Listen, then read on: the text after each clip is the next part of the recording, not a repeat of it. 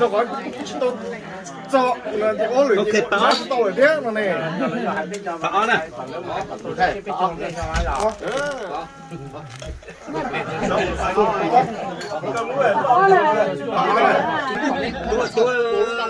cho khó bị rất cái Cái không có gì, muốn tôi gì nó học sao? nhớ rồi không khỏi cái này có không coi gì đó không có Này giờ giờ chỉดูthì bắt chỉ tao đây là nó. lạch thay đó nó là từ từ Có không có này à?